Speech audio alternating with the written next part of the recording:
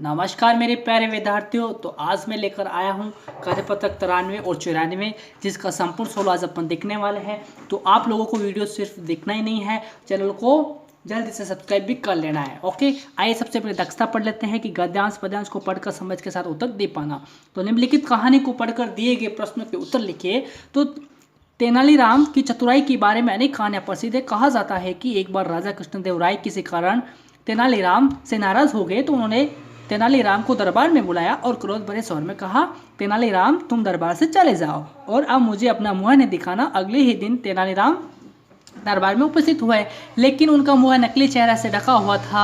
उन्हें देखकर सभी दरबारी हंसने लगे। राजा की भी दृष्टि उस पर गई तो वे नाराज होकर बोले, मैंने तुम्हें मुंह न दिखाने का आदेश दिया था, फिर भी तुम आ गए। यह सुनकर तेनालीराम ने नम्रतापूर्वक कहा, महाराज मैंने तो आपके आदेश का पूरा पालन किया है। यह देखिए मुंह पर नकली चेहरा लगाकर आया हूँ जिससे आप मेरा मुंह न देख सके। यह सुनकर सभी दरबारी खिलखिलाकर हंस पड़े। तो राजा भी अपनी हंसी को नहीं रोक पाए और उनका क्रोध शांत हो गया। क्वेश्चन नंबर फर्स्ट देखिएगा कि तेनालीराम दरबार में थे। किसके दरबार में थे? कृष्णदेव राय के दरबार में थे। क्वेश्चन नंबर 2, तेनालीराम दरबार में किस वेश में आए? बताओ, मुंह को नकली चेहरे से ढक कर आए थे। ठीक है। क्वेश्चन नंबर 3 देखिएगा, राजा ने तेनालीराम से क्यों कहा तुम दरबार से चले जाओ और मुझे अपना मुंह न दिखाना? राजा ने ऐसा इसलिए कहा क्योंकि वे नाराज थे। ठीक है। क्वेश्चन नंबर 4, अपना मुंह नहीं दिखाना, ये वाक्य किसने कहा और किससे कहा?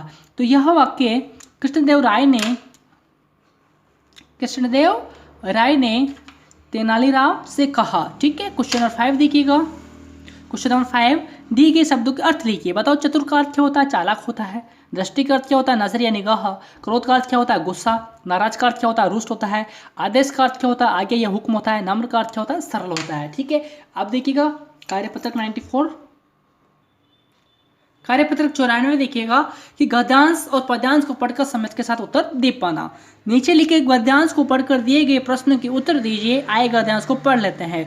बच्चों, पहले मदारियों के पास भालू होते थे। मदारी जब डमरू बजाता था तो भालू नाचने लगता था। झूम झूम कर और घूम घूम कर खेल दिखाता था। ये भालू काले होते थे, परंतु क्या तुम्हें पता है कि भालू की एक जाति सफेद भी होती है? ये भालू बर्फीले प्रदेश में पाए जाते हैं। इन्हें पोलर बियर भी कहा जाता है। ठीक है। सफेद भालू की त्वचा मोटी होती है। त्वचा पर सफेद रंग के घने किंतु मुलायम बाल होते हैं। सफेद भालू तैरने में कुशल होते हैं। सफेद भालू का रंग बर्फ से मिलता जुलता होता है। भालू की नज़र बहुत तेज होती है। वह अपने शिकार को दूर से ही देख लेता है। ठीक है।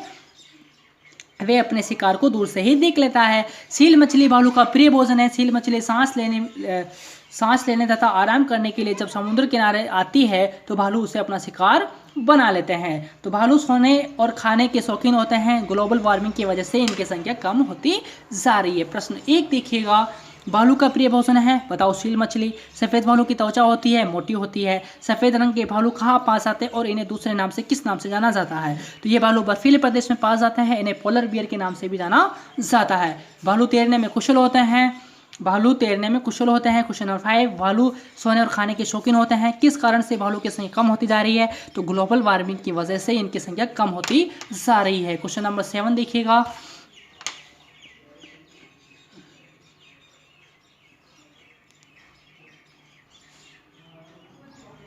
क्वेश्चन नंबर 7, भालू के स्वभाव की विशेषताओं के बारे में लिखिए। तो भालू के विभिन्न स्वभाव कौन कौन से हैं? तैरने में कुशल होते हैं। भालू की नज़र तेज होती है। इनका प्रिय भोजन सील मछली है। तो भालू खाने व सोने के शौकीन होते हैं। क्वेश्चन नंबर 8 देखिएगा।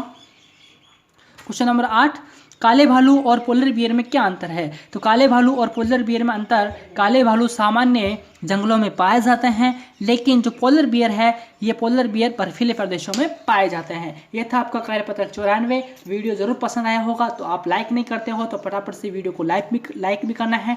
सब्सक्राइब भी नहीं कर रहे हो चैनल को तो जल्दी से चैनल को सब्सक्राइब भी करें।